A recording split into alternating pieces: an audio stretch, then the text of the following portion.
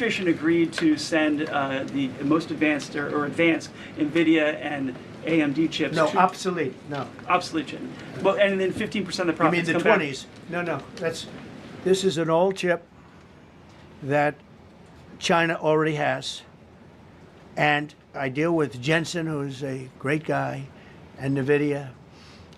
The chip that we're talking about, the H20, it's an old chip.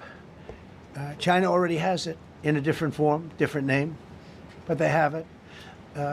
Or they have a combination of two will make up for it and even then some. Now Jensen's a very brilliant guy, and Jensen also has a new chip, the Blackwell. Do you know what the Blackwell is? The Blackwell is super duper advanced. I wouldn't make a deal with that, although it's possible I'd make a deal, a somewhat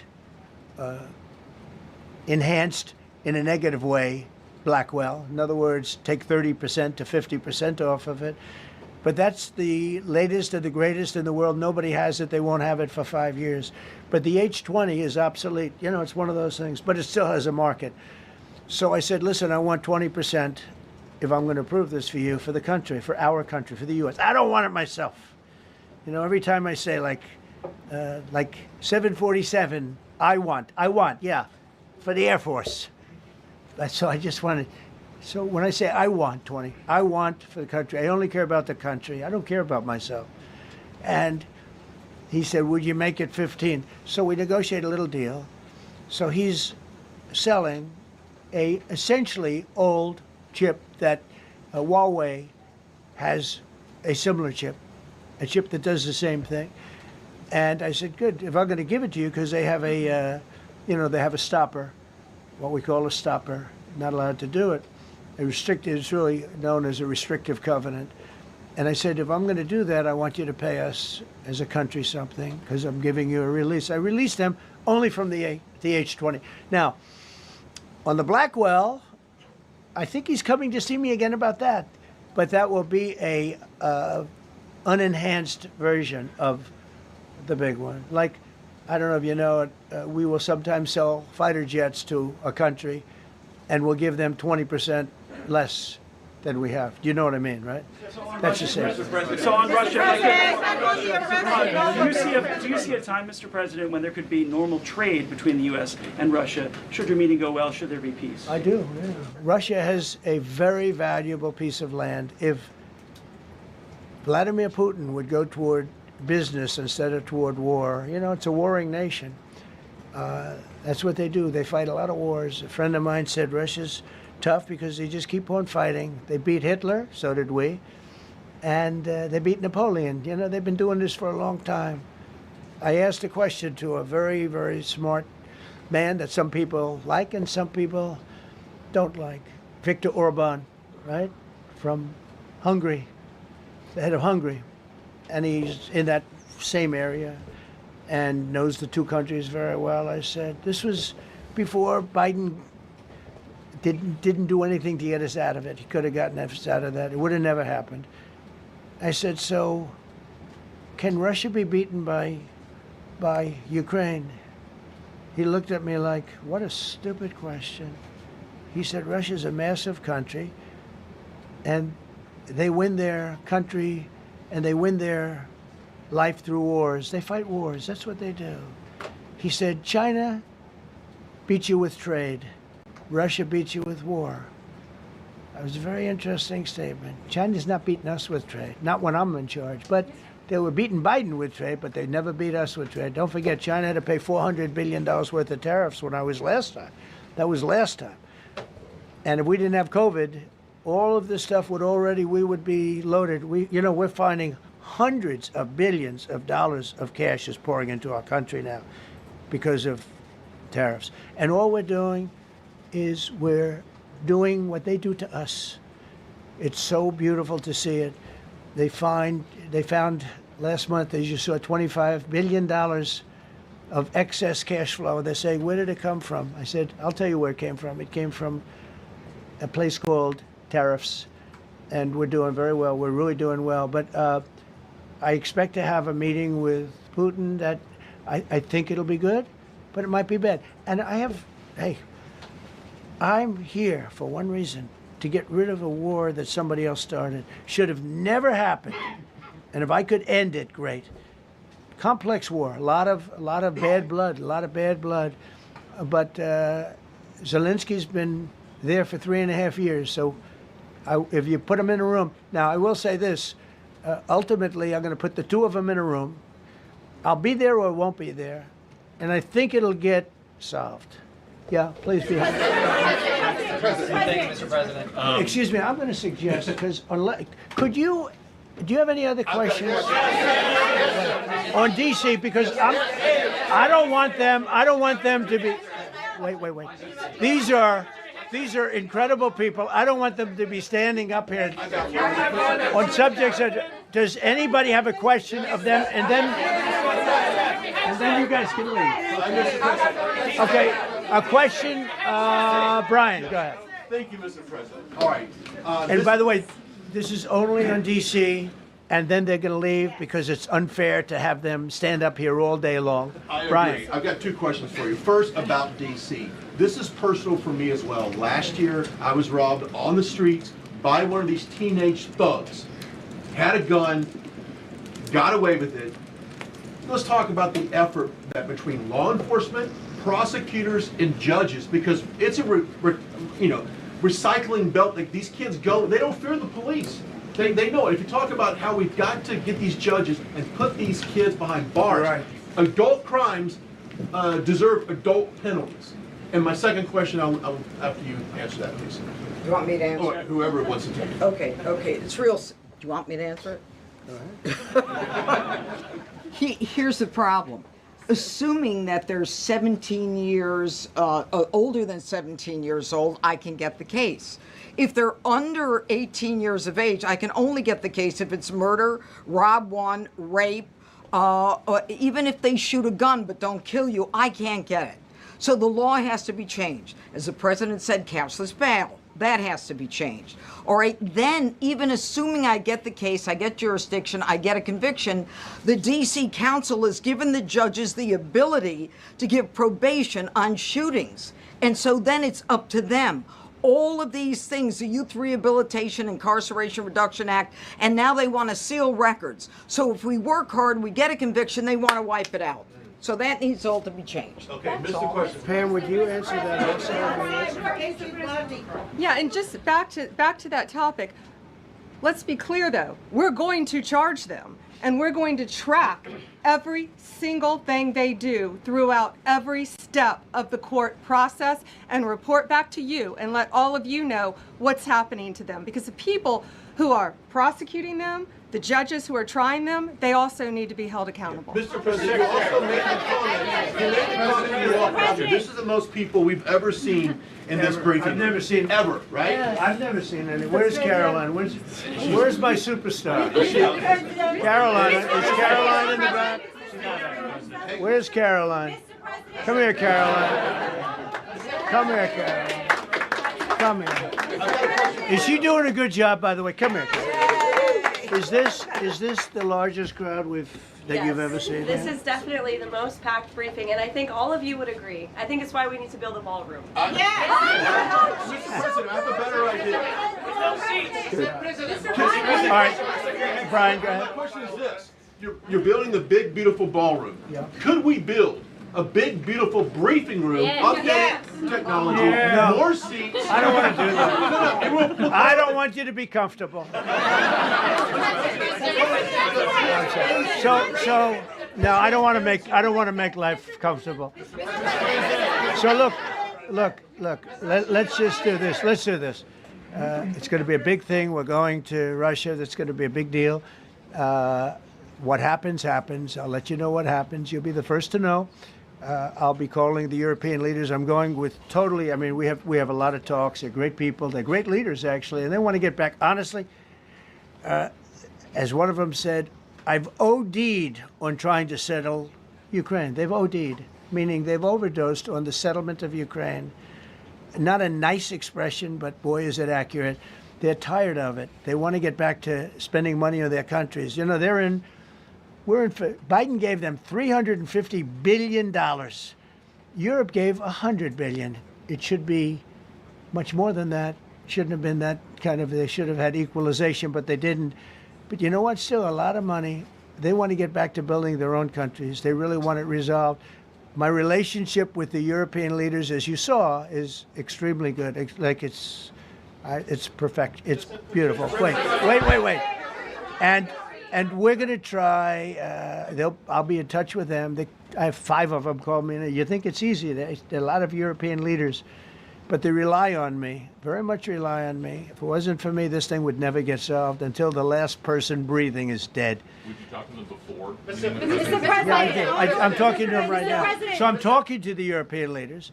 I'll be talking to President Zelensky. I'm going to get everybody's ideas. I go into that thing fully loaded right up there, and we're going to see what happens. Now, I think one of 2 things is going to happen. It's going to be a good meeting, and we'll go a step further. We'll get it done. I'd like to see a ceasefire very, very quickly. Very quick. I'd like to see it immediately, but I'd like to see it very quickly. And we're going to be dealing with the European leaders, and we're going to be dealing with President Zelensky, and hopefully we're going to have a great success. As far as this, what we did today, and I think you were here for D.C. more so than even Russia, because Russia will be, we have a couple of days to go, but the Russia is going to be very interesting. But to me, what is very exciting, and we're going to take back our capital. We're going to make it beautiful again, but we're going to make it, more importantly, safe again. It's going to be so safe. It's going to be a model. And then we'll look at other cities also. But other cities are studying what we're doing. And you have some capable people in other cities. They can do it too. But we have a great group of professionals. We're going to have a safe, beautiful capital, and it's going to happen very quickly. Thank you all. Thank you all very much. Wow. I've been up here a lot. I've never seen a crowd like this. I think we need a ballroom, and that's happening. It's going to be a beautiful ballroom. This is really a lot of people, most I've ever seen in this room. And we're here for a very serious purpose, very serious purpose. Something's out of control, but we're going to put it in control very quickly like we did on the southern border. I'm announcing a historic action to rescue our nation's capital from crime, bloodshed, bedlam, and squalor, and worse. This is Liberation Day in D.C., and we're going to take our capital back. We're taking it back. Under the authorities vested in me as the President of the United States, I'm officially invoking Section 740 of the District of Columbia Home Rule Act. You know what that is? And placing the D.C. Metropolitan Police Department under direct federal control, and you'll be meeting the people that will be directly involved with that. Very good people, but they're tough, and they know what's happening, and they've done it before. In addition, I'm deploying the National Guard to help reestablish law, order, and public safety in Washington, D.C., and they're going to be allowed to do their job properly. And you people are victims of it, too. You know, you're reporters, and I understand a lot of you tend to be on the liberal side, but you don't want to get mugged and raped and shot and killed. And you all know people and friends of yours that happened. And so you can be anything you want, but you want to have safety in the streets. You want to be able to leave your apartment or your house where you live and feel safe and go into a store to buy a newspaper or buy something. And you don't have that now. The murder rate in Washington today is higher than that of Bogota, Colombia, Mexico City, some of the places that you hear about as being the worst places on earth, much higher. This is much higher. The number of car thefts has doubled over the past 5 years, and the number of carjackings has more than tripled. Murders in 2023 reached the highest rate probably ever. They say 25 years, but they don't know what that means because it just goes back 25 years. Can't be worse. Our capital city has been overtaken by violent gangs and bloodthirsty criminals, roving mobs of wild youth, drugged out maniacs and homeless people. And we're not going to let it happen anymore. We're not going to take it. Just like we did on our southern border. Nobody comes through our southern border anymore. 3 months in a row, we had 0. I don't know if that's right, but the people that do the work, It's a very liberal group of people, actually, and they actually said 0 for the last 3 months. Nobody thought a thing like that was possible. And, when you take a look at numbers, I just saw some charts. These are different cities throughout the world. Red is, okay, the red is a place called Washington, D.C. Look at these. Baghdad we doubled up on Baghdad. Panama City, Brasilia, San Jose, Costa Rica, Bogota, Colombia, heavy drugs. Mexico City, I mentioned, Lima, Peru, all double and triple what they are. So do you want to live in places like that? I don't think so. I don't think so. And I think the people in this room, if you wrote correctly, you'd see, look at the kind of numbers we have. D.C., 41 per 100,000, number one that we can find anywhere in the world. Other cities are pretty bad, but they're not as bad as that. Is that where you want to live? The reporters of the world?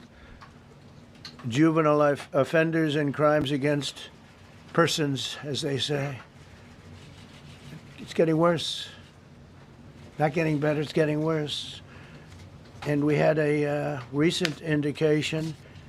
There was a story about a man who was just left. He quit because he was asked to do phony numbers on crime. And we're going to look into that. I think Pam is going to be looking into that. But he was asked by the city, I guess, that we don't want to show the real numbers. Let me do numbers so it looks like it's going down. Not going down. And under Biden, it was a disaster. And nobody did anything about it. We're going to do things about it like you wouldn't believe.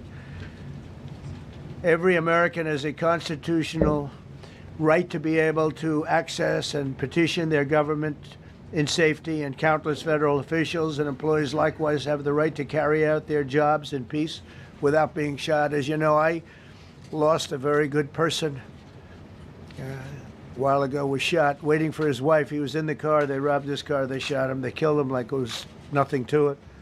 She was walking to the car. It's a horror show.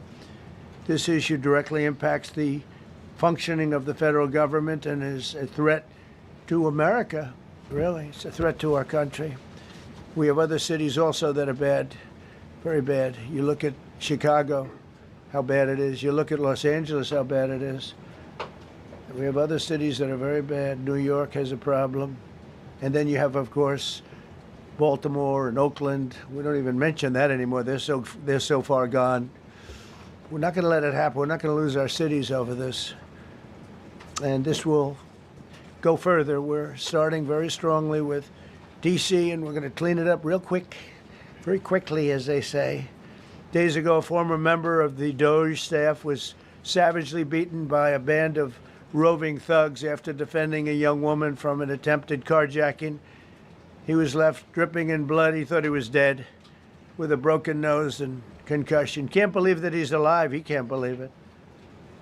In June, a 21-year-old congressional intern was tragically killed after being hit by a stray bullet in a drive-by shooting.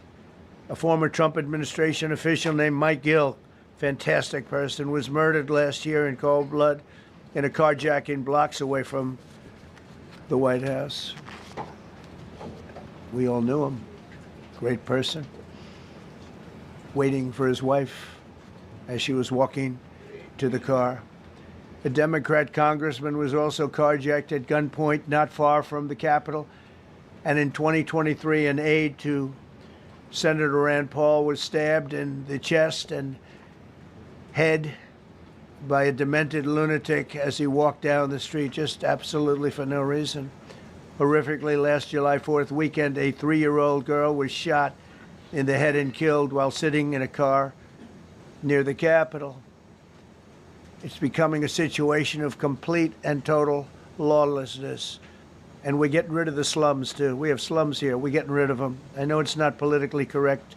You'll say, oh, so terrible. No, we're getting rid of the slums where they live.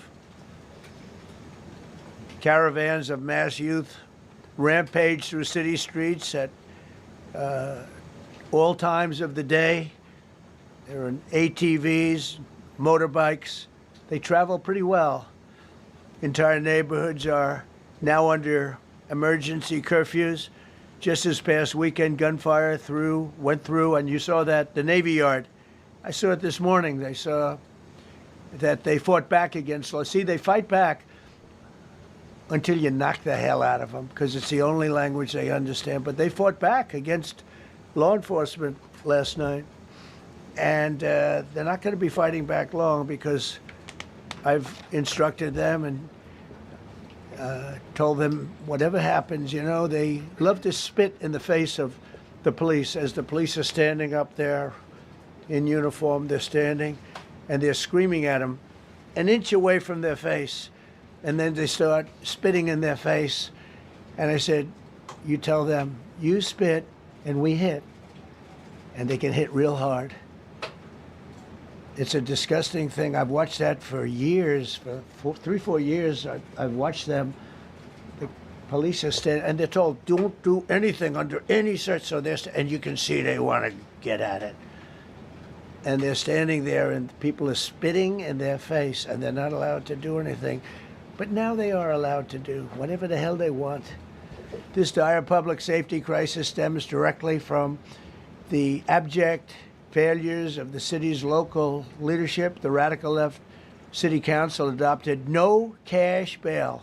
By the way, every place in the country where you have no cash bail is a disaster. That's what started the problem in New York, and they don't change it. They don't want to change it. That's what started it in Chicago.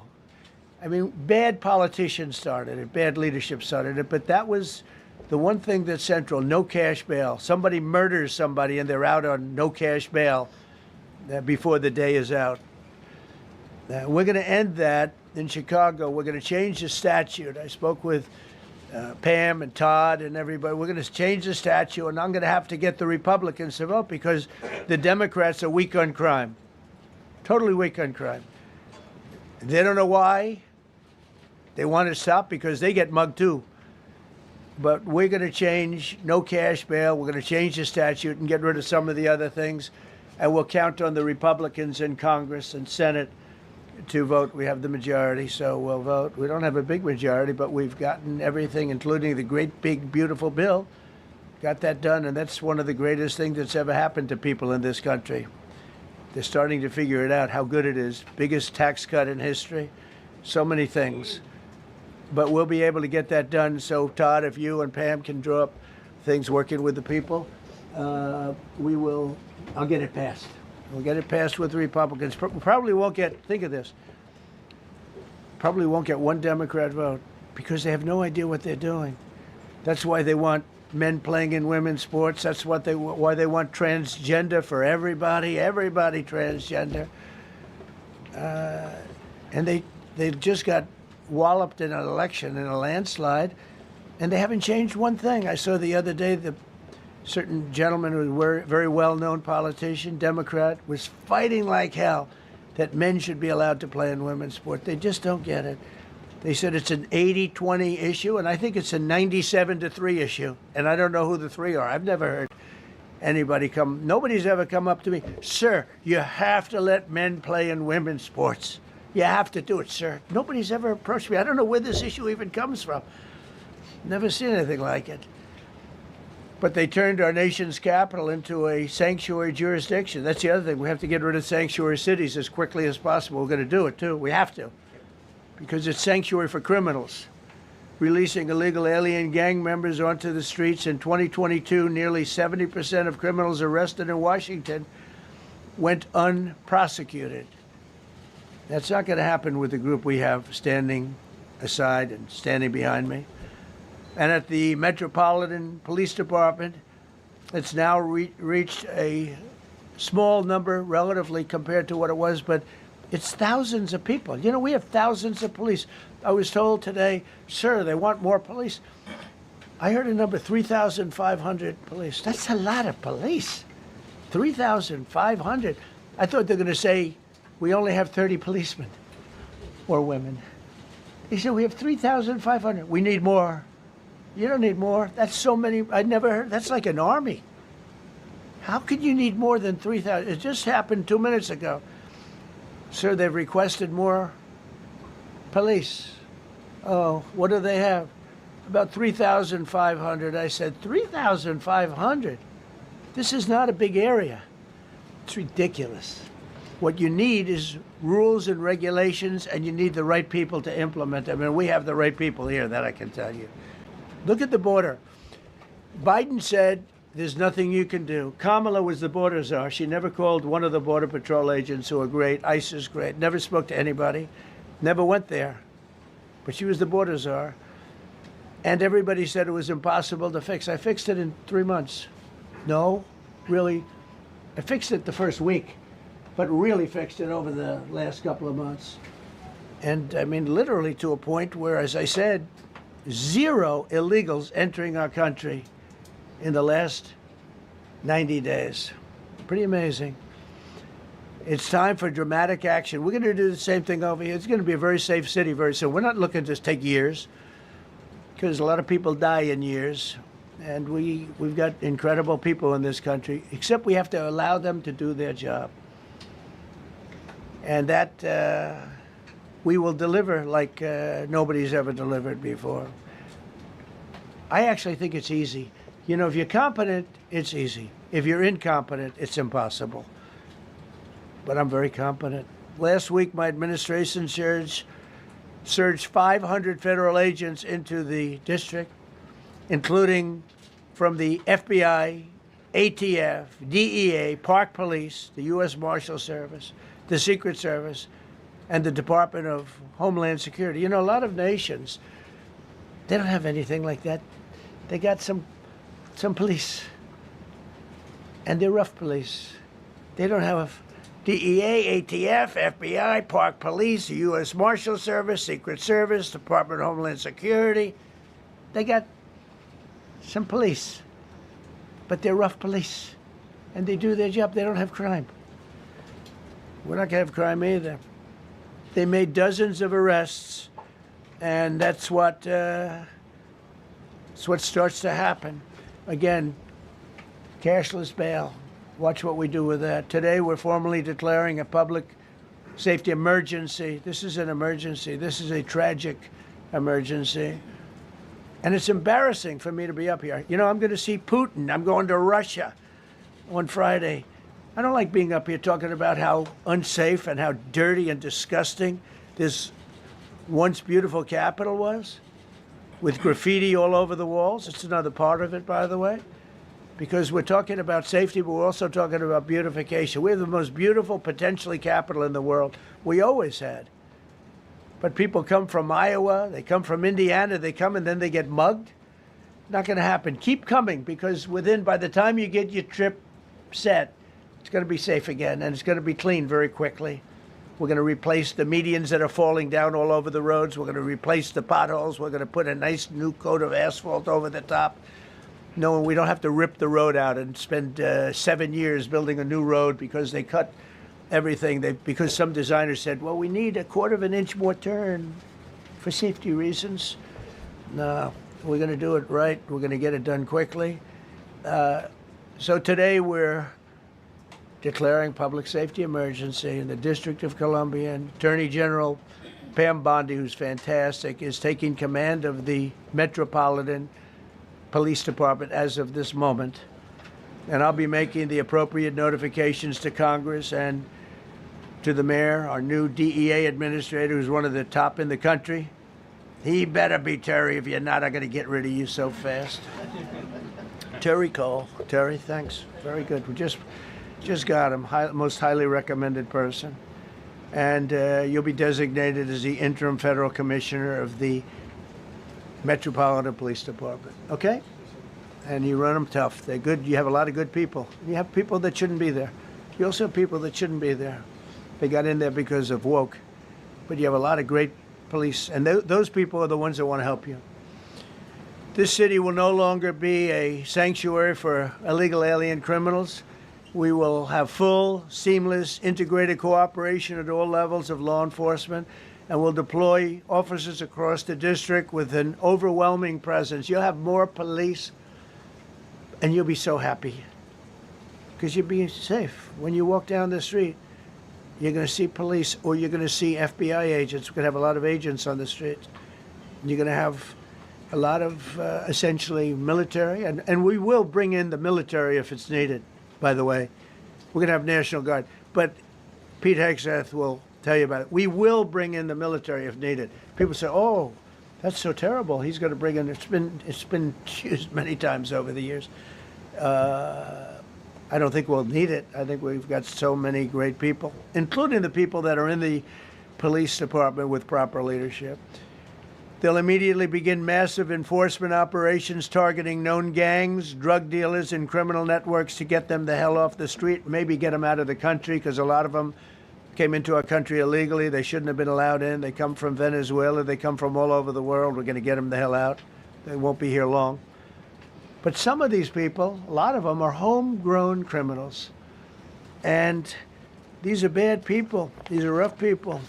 And this is just a list of some of the people that were given to me today that were criminals removed from the D.C. streets this weekend. They were rough and tough. But we're rougher and tougher. Look at these people here. Nothing, you know. They're not going to be your local school teacher. Look at this guy. He has killed people numerous times. They're not going to be an asset. They will never be an asset to society. I don't care. I know we all want to say, oh, they're going to be rehabbed. It's not going to be rehabbed. I'm going to ask Doug Burgum to come up and say a couple of words because he's in charge, as you know. He's Interior, but he's in charge of the U.S. Park Police. And I've heard so many great things about the Park Police. They're proud of it. They've been there for a long time. Their families oftentimes grow into the roles. They love the country. They love this area. So, Doug, could you say a few words, please? Thank you, Mr. President. On behalf of the U.S. Park Police, this is the oldest federal police force in the nation. They were formed in 1791 by none other than President George Washington. They've got the awesome responsibility of protecting our nation's most sacred monuments. The National Mall, Washington Monument, Jefferson Memorial, Lincoln Memorial, Statue of Liberty, and out west, the Presidio and the Golden Gate area. These folks have tens of millions of visitors a year, the kind of people that President Trump's talking about that come from around the country and around the world to see our sacred and learn about our history and our sacred monuments. They've been doing a fantastic job, but they are so pleased, the rank and file, that President Trump is now allowing them to enforce the law. As those of you that live in the city may know, that the circles and the triangle parks that are spread throughout D.C. are actually federal park property. So the U.S. Park Police also have responsibility for that. These became littered with homeless camps under the Biden administration. All of you saw that. Since President Trump's executive order on March 27th, making D.C. safe and beautiful again, the U.S. Park Police have removed over 70 homeless camps. And President Trump also talked about beautification. They're stopping and enforcing the laws against graffiti on our monuments. They've removed over 80 specific attacks against our history with graffiti on our monuments. So they continue to do a great job, whether it's in their vehicles, on foot, or on the mounted police that you see around the National Mall. And President Trump, they thank you. The rank and file is so happy to be enforcing the law again. Thank you for your leadership. And they're excited about the announcement you're making today. Thank you. Very good. Great job you're doing. Thank you very much. Pete, could you say something about the military, if you would? Well, Mr. President, it's an honor to be here. And at your direction this morning, we've mobilized the D.C. National Guard. It'll be operationalized by the Secretary of the Army, Dan Driscoll, through the D.C. Guard. You will see them flowing into the streets of Washington in the coming week. At your direction as well, sir, there are other units we are prepared to bring in. Other National Guard units, other specialized units. They will be strong, they will be tough, and they will stand with their law enforcement partners. This is nothing new for DOD. As the President noted, at the border, we've got 10,000 troops down there who've been operating in defense cooperation areas, defense zones, where there's zero illegal crossings because of troops on strikers scanning the border. We've been protecting other people's borders for 20 years. It's about time we protect our own, and we're working with ICE and CBP. In Los Angeles, we did the same thing. Working with the California National Guard, working with ICE officers. ICE officers deserve to do their job and not be attacked. We will work alongside all D.C. police and federal law enforcement to ensure this city is safe, this city is beautiful, And as I always say about President Trump to the troops, he has their back. And my message to the National Guard and federal law enforcement in Washington is, we have your back as well. Be tough, be strong. We're right behind you. Thank you, Mr. President. I'm going to ask Pam, because she's now, as you heard me say, she's really in charge of a lot of what we're talking about. She's done an incredible job. People are going to start to see the fruits of her labor. And Pam, maybe you could say a few words about what we're talking about here. Sure, President. Let me be crystal clear. Crime in D.C. is ending and ending today. We are going to use every power we have to fight criminals here. President, thank you for caring about our capital. Families come here every summer. Our museums are free. We have the National Zoo. We have the National Gallery. DC should be a place where everyone can come and feel safe. Behind me and to my side, we have some of the best career law enforcement and prosecutors in the country who are ready to take this on. As the president said, Terry Cole is going to be supervising the Metro Police Department. Gadi Serralta, our U.S. Marshal, is going to be supervising command and control, the entire operation. Our Deputy Attorney General, Todd Blanche, and I will be working with them closely, along with our great FBI Director, Kash Patel. Kash is going to talk to you in a minute about what we did in Virginia recently with Governor Youngkin. Many of you covered that, and it was tremendously successful. Not only that, our secret weapon here in D.C. is U.S. Attorney Jeanine Pirro, one of the toughest prosecutors and a former judge, and she is going to be talking about juvenile crime, how it's out of control here, and what she's going to do to fight back. No more crime rampant in our beautiful capital. No more teenage girls beating a disabled man to death. No more of that. No more drive-bys. We're going to do everything we can. And working with the ATF Director Driscoll and Commander of the Army, we're going to all work together. That's what we all do in this room. We work together, we fight. Do not underestimate one person in this room. We're going to make DC beautiful. We're going to make DC safe again. One other thing, just at the wharf a few days ago, the area of the wharf, Terry Cole reached out to me, not even nightfall, on the weekend, where so many families in tourists go. A guy's overdosing from fentanyl on a park bench. In the middle of families around, they administer Narcan and saved his life. No more of that. The President of the United States is going to clean up D.C., and we're going to be there to help him, and we're going to be successful. Thank you. Thank you, Pam. Cash, talk about Northern Virginia, if you will. Northern Virginia, we had a big success. Thank you, Mr. President. Thank you, Attorney General Bondi, for your leadership, Deputy Attorney General, and the rest of our interagency partners. Mr. President, the following is what happens when you let good cops be cops, and I just want to highlight that before I get into Northern Virginia. This year alone, under President Trump's administration, we've had over 4,000 child victims identified and found. That's a 33% increase from the same time period last year. 33% increase. We've had a seizure of 1,500 kilograms of fentanyl up to this date. That is a 25% increase since the same time period last year. And just to put it in perspective, 1,500 kilograms of fentanyl is enough to kill 115 million Americans. 115 million Americans. Cops are getting after it. The FBI has arrested 19,000 people this year alone. Thanks to President Trump's administrations, that's double than where we were this time last year. And we have also arrested 1,600 people who have committed violent acts against children. 270 of them are human traffickers of children. Mr. President, this is what happens when you have great leadership at the Attorney General with Pam Bondi, your administration's priority of protecting the homeland and protecting American citizens and protecting our children, and the murder rates are plummeting. We are now able to report that the murder rate is on track to be the lowest in U.S. history, in modern recorded U.S. history, thanks to this team behind me and President Trump's priorities. And how do we do it? And what are we going to bring to D.C.?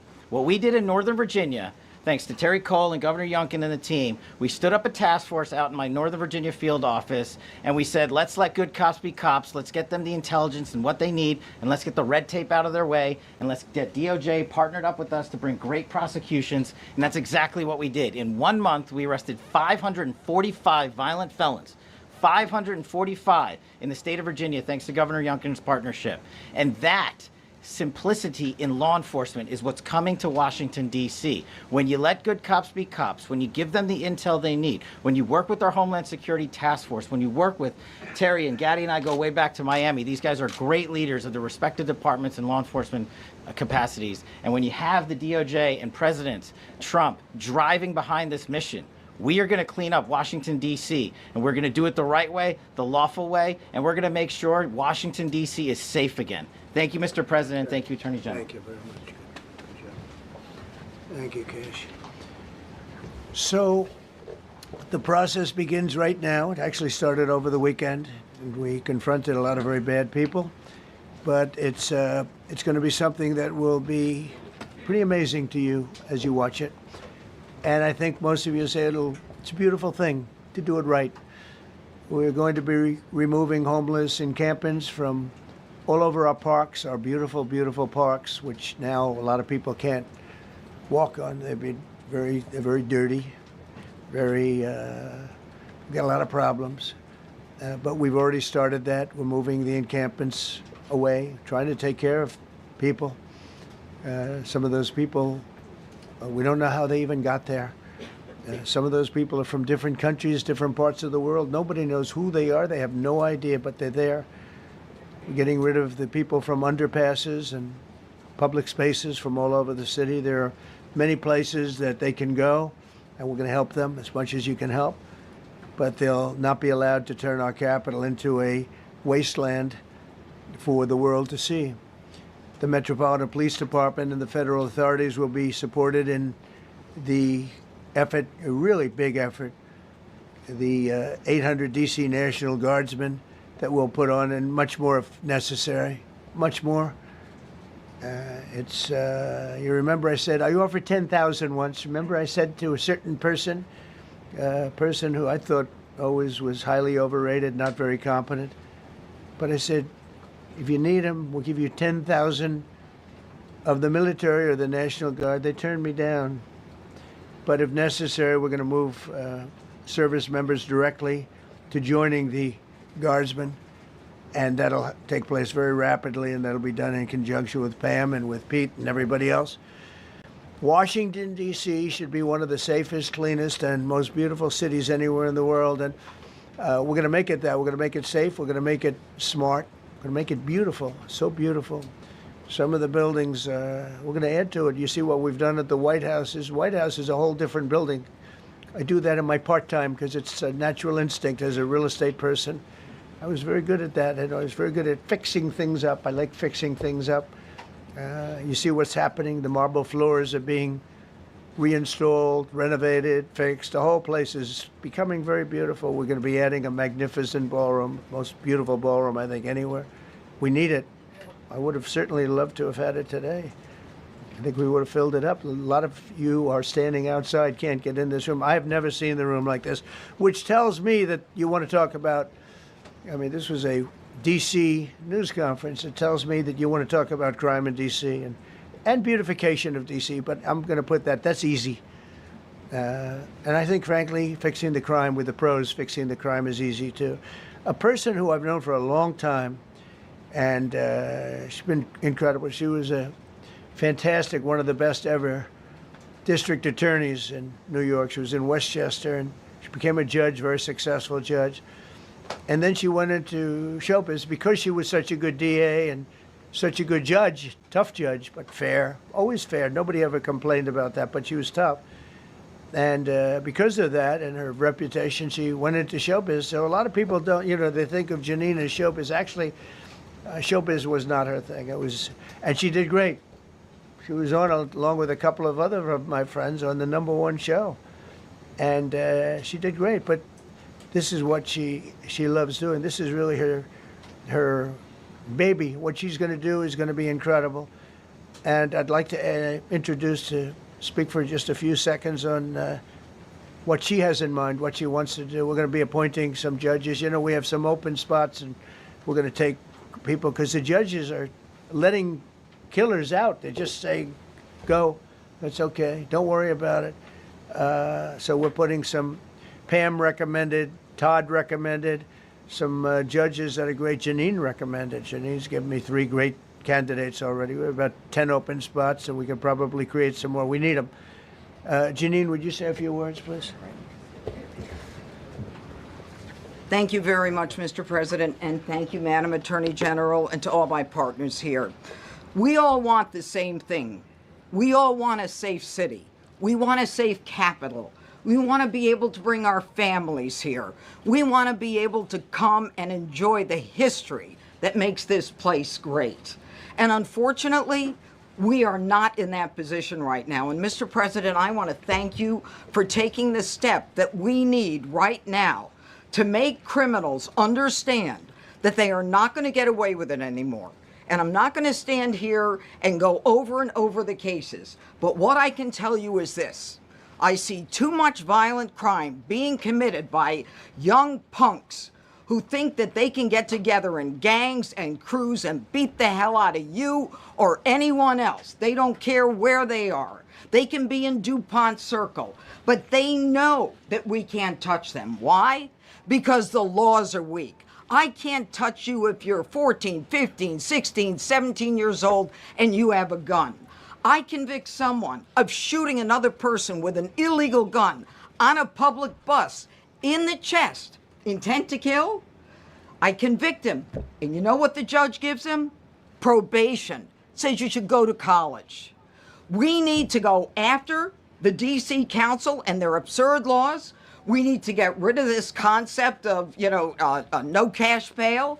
We need to recognize that the people who matter are the law-abiding citizens. And it starts today. But it's not going to end today because the president is going to do everything we need to do to make sure that these emboldened criminals understand we see you, we're watching you, and we're going to change the law to catch you. And my final note is this. These kids understand that the jurisdiction is through the State Attorney General, Brian Schwab. I did a poster of the young man from Doge who was beaten bloody with a severe concussion, a broken nose. And then I did a poster of what happens to those kids because I can't arrest them, I can't prosecute them. They go to family court and they get to do yoga and arts and crafts. Enough. It changes today. Thank you, Mr. President. Thank you, Jim. You're welcome. Great job. Thank you. If I could, I just signed some executive orders. I'd like to have Will please come up and we'll let the people know what we signed. Do you want to put them down? Yes, sir. Go ahead. A short while ago in the Oval Office, President Trump signed 2 crucial executive actions to deal with the emergency crime conditions we currently face in the District of Columbia. The first of these was an executive order, as President Trump said before, invoking his powers under Section 40 of the Home Rule Act to take federal control of the D.C. Metropolitan Police Department. Along with that executive order, President Trump signed the statutorily required notification letters to Mayor Bowser and to the relevant House and Senate committee leaders. The second major executive action that President Trump signed was a presidential memorandum directing the Secretary of Defense to utilize the National Guard to address the conditions we see on our streets here in D.C. It also authorized the Secretary of Defense to work with state governors to utilize their National Guard units if necessary as well. These are bold, decisive steps intended to combat the out-of-control crime conditions we've seen on D.C.'s streets for far too long. And I, for one, am deeply proud to be part of an administration that's finally coming to terms with these issues, sir. Thank you very much. Sir. Thank you. So, just to conclude, Washington, D.C. should be one of the safest, cleanest, most beautiful places anywhere in the world. It was years ago. We had one problem that was a pretty big problem. The radical left got out of control and they started trying to rip down statues, and I said, let's go pass a law real fast. We're going to do it real fast, but we were blocked by the Democrats who do not want safety. Nobody gets it. I don't get it. They don't get it because they can't get votes. I don't know how they can win an election with this, but they don't want safety. And I found an old statute, very old, early 1900s, that said if you so much as touch or even think about destroying a statue or a monument in Washington, D.C., you go to jail for 10 years with no probation, no anything. In other words, slightly different than we have today. Today we have cashless bail. There you get jailed 10 years. No curtailed sentence, 10 years. And we took it out. Nobody used it. It was never used because, you know, it's harsh. And you remember they started to rip down the statue of Abraham Lincoln. I said, that's a tough one to rip down. He was pretty good, Pam. I think he was pretty good. When the ropes started going around Abraham Lincoln to pull him down, Andrew Jackson, others, and they were heading to the Jefferson Memorial, Thomas Jefferson. They're going to do a big number there. I said, it's time. And I signed that statute immediately. We had it updated. We made it use the same language, all passed by Congress. And I announced it's 10 years in jail, no probation, no anything, 10 years, no curtail sentence if you touch, so much as touch a statue in Washington, D.C. And it was an amazing sight, beautiful sight. Everybody just left. The ropes were hanging around Andrew Jackson, and there were 2 ropes around Abraham Lincoln. They left the rope. But everybody just left, and that was the last problem we ever had. You know, that was the last problem that we ever had with the statues. They were going wild, and somebody came to me and said, sir, in 1910, I don't want to give you an exact, because you'll say, Donald Trump gave us wrong dates around like early on. You know, if I'm slightly off, they make you sound a little bad, so I won't put myself in that position. I won't put you in that position.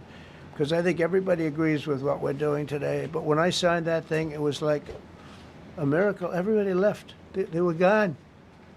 They were starting to march down. They started the march toward Thomas Jefferson. And I figured he was always going to be safe.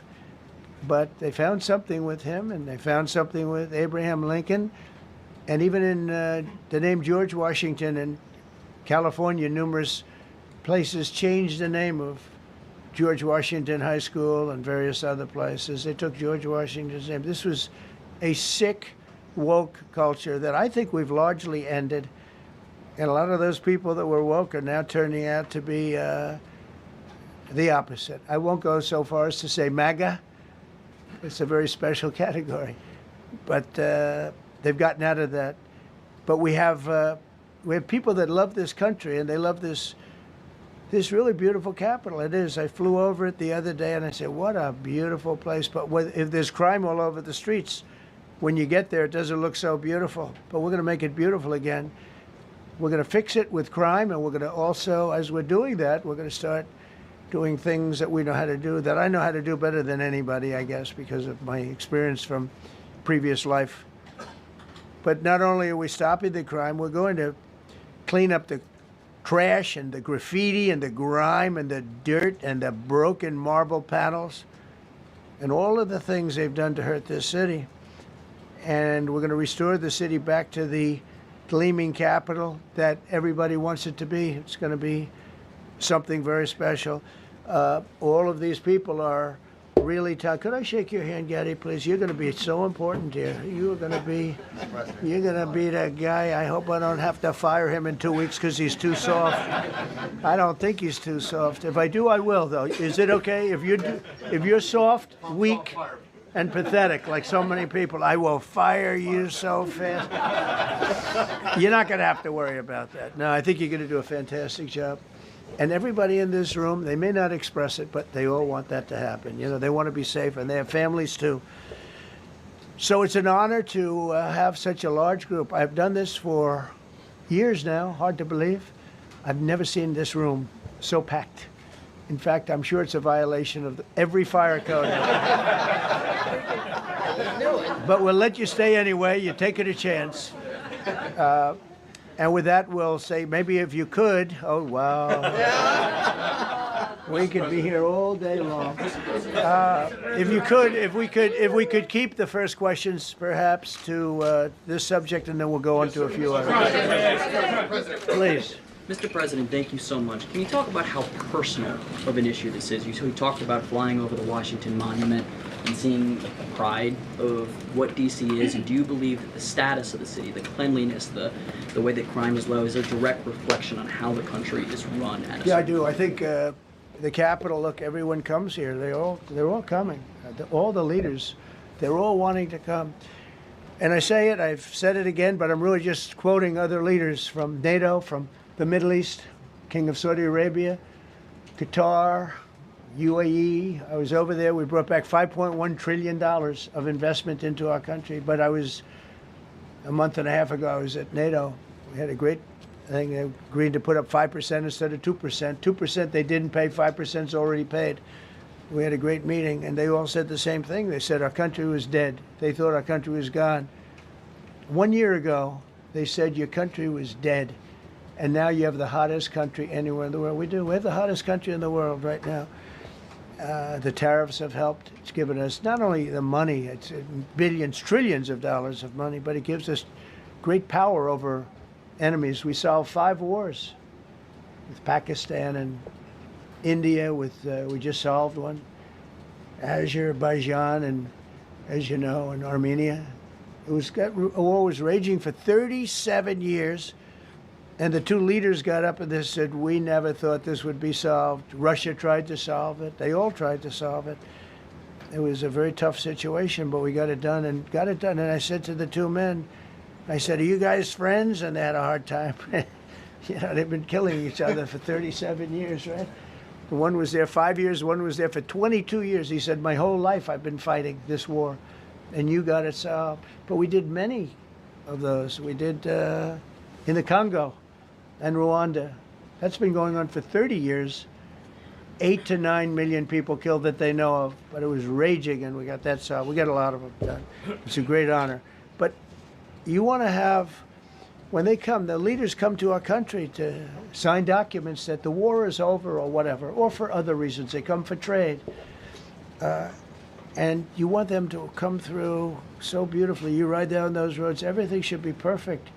You shouldn't have medians falling down into the roadway. Median, the metal things that are always, somebody had a great lobbyist, because I've never seen them look good. I've been looking at those things with the little, right? They're always broken and bad, but here they're really bad.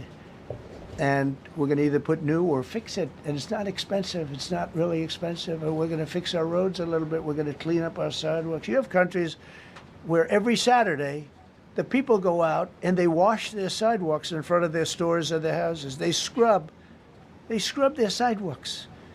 So we aren't quite at that level yet. I don't think, Gaddy, we're not quite there yet, but maybe we will. They go out and they scrub. I think it's so beautiful to hear that and to see those stories. But we're going to make it clean. But just to finish with your question, it's a very, very strong reflection of our country. And when they see a bad city, my father always used to tell me, I had a wonderful father, very smart, and he used to say, son, when you walk into a restaurant and you see a dirty front door, don't go in, because if the front door is dirty, the kitchen's dirty also. Same thing with the Capitol. If our Capitol's dirty, our whole country is dirty, and they don't respect us. So it's a very good question, actually. Mr. President, sorry. Question for you on the specific issue. Do you expect more cities to follow DC's path if this goes through? So the idea is that Chicago, LA, San Francisco, would they expect similar action what we've seen in DC? And the other question, sir, there's reporting that the administration is going to reclassify marijuana. Would that send mixed messages that if marijuana is okay, some drugs are okay, but we're trying to clean up crime? How do they go hand in hand? We're only looking at that. That's early, but somebody reported it, which is fine. We're looking at it. Some people like it. Some people hate it. Some people hate the whole concept of marijuana because if it does bad for the children, it does bad for people that are older than children, but we're looking at reclassification, and we'll make a determination over the next, I would say, over the next few weeks. And that determination hopefully will be the right one. It's a very complicated subject, the subject of marijuana. I've heard great things having to do with medical, and I've had bad things having to do with just about everything else. But medical and, for pain and various things, I've heard some pretty good things, but for other things, I've heard some pretty bad things. The other part of your question, I mean, we're just going to see what happens with it all. We're going to have a tremendous success in what we're doing. Other cities are hopefully watching this. They're all watching, just like everyone's watching here. They're all watching, and maybe they'll clean up, and maybe they'll do this and get rid of the cashless bail thing and all of the things that caused the problem. I mean, if you go back, this whole thing with cashless bail is a disaster. So many problems came that we never had before. So they're watching us today, and if they don't learn their lesson, if they haven't studied us properly, because we're going to be very successful, I have zero doubt about that. It's going to be. It's a question of will it be really fast, like the border. Everyone said, they used to say, Biden used to say, I need legislation. I didn't get any legislation. I called up our people, and we did a great job. Tom Homan was great. As you know, our secretary did a great job. They did a great job. There's no games. They didn't play games. And we're going to have the same thing here. But then I'm going to look at New York in a little while. Let's do this. Let's do this together. Let's see. It's going to go pretty quickly. And if we need to, we're going to do the same thing in Chicago, which is a disaster. We have a mayor there who's totally incompetent. He's an incompetent man. And we have an incompetent governor there. Pritzker's an incompetent. His family threw him out of the business, and he ran for governor. And now I understand he wants to be president. But I noticed he lost a little weight, so maybe he has a chance. You never know what happens. But Pritzker's a gross incompetent guy, thrown out of the family business. But when I look at Chicago and I look at L.A., if we didn't go to L.A. 3 months ago, L.A. would be burning like the part that didn't burn. If he would have allowed the water to come down, which I told him about in my first term, I said, you're going to have problems, let it come down. We actually sent in our military to have the water come down into L.A. They still didn't want it to come down after the fires. But that was it. We have it coming down. But hopefully L.A. is watching. That mayor also. The city's burning. They lost like 25,000 homes. I went there the day after the fire. You were there, and I saw people standing in front of a burned down home. It was, their homes were incinerated. They weren't like, even the steel was literally, it was all warped and literally disintegrated because of the winds and the flame and the whole thing, like a blowtorch.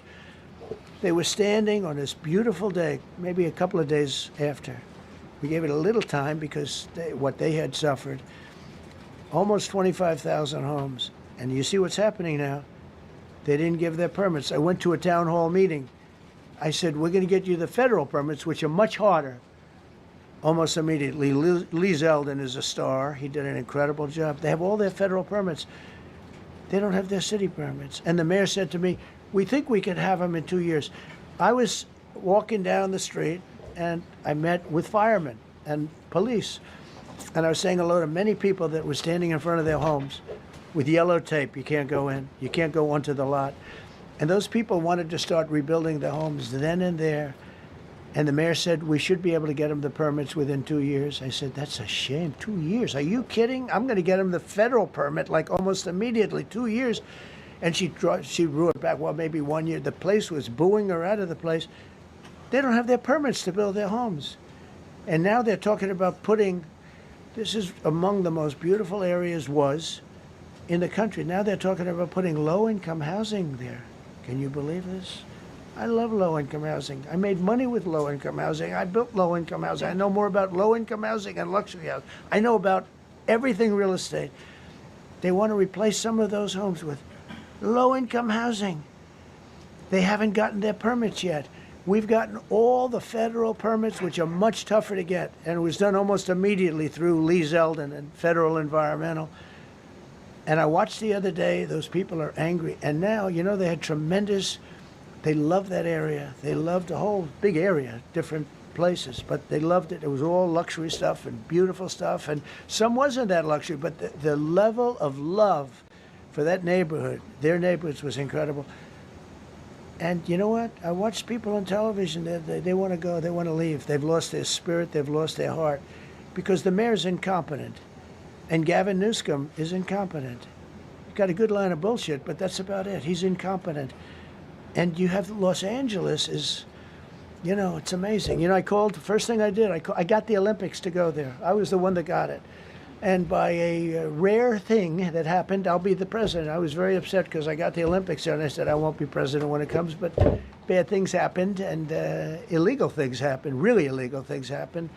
Now it turns out one good thing was I'm going to be the president for the Olympics for 2050, for 250, which is going to be fantastic, and also for the World Cup. So we have a lot of good things, and I hope 250 is going to be, the 250th anniversary is going to be the best. But when I looked at those people, and I saw last night on television that they still don't have their permits, it's a disgrace what's happened in Los Angeles. Yeah, thank you. The China tariff deadline is tonight. Do you plan to extend that? We'll see what happens. China's been, we've been dealing very nicely with China, as you probably have heard. They have tremendous tariffs that they're paying to the United States of America. And we'll see what happens. They've been dealing quite nicely. The relationship is very good with President Xi and myself. You mentioned your upcoming meeting with President Putin. Can Yeah. you tell us what you hope to get out of that and whether you'll consider inviting President Zelensky to join? So you have to understand, this is a war that should have never happened. This is a war that wouldn't have happened if I were president. It would have never happened. It was the apple of his eye. I got along very well with President Putin. But if you look, under President Bush, they took a lot of territory. Under President Obama, they took a lot of territory. Under Biden, they essentially took the whole thing. You know, it's just a question of time. Under Trump, you know what they took? Nothing. Nothing. I was the one that said, you can't build your pipeline. That was half built. I came in, I stopped the pipeline. It's called Nord Stream 2. Nobody knows that, you know. Nobody ever heard of Nord Stream 2. You might have not even heard it. Biggest pipeline in the world. I stopped it. I was not a friend of Russia, but I got along well with Putin. It's always good to get along with other countries if possible, but that doesn't mean you roll over like Biden did. Biden came in and he immediately approved the pipeline. I couldn't believe it. Then they say Trump wasn't tough on Russia. I wasn't tough. I was the toughest. Putin said, if you're not tough, I would hate like hell to see you. I stopped the biggest economic development job, the biggest job that Russia had ever built. I stopped it. It was dead. And this low IQ president came in and he let them build the pipeline and supply oil and gas all over Europe, you know. So this is really a feel-out meeting a little bit. And President Putin invited me to get involved. He wants to get involved. I believe he wants to get it over with. Now, I've said that a few times, and I've been disappointed because I'd have like a great call with him, and then missiles would be lobbed into Kiev or some other place, and you'd have 60 people laying on a road dying. I said, that's cold, that's cold. But it's a violent war. 5,000 to 7,000 people a week are dying. And you know, there's nobody from here. They're all Russian and Ukrainian people, and some people from the cities, much smaller number, but still, those missiles do damage and they kill a lot of people, but mostly soldiers. And they're young soldiers, although in the case of Ukraine, they're getting much older. They're drafting 60-year-olds now. It's a terrible thing to witness, and I think I have an obligation. Look, this is Joe Biden's war. This is not my war. I made a deal with NATO a month ago. You covered it very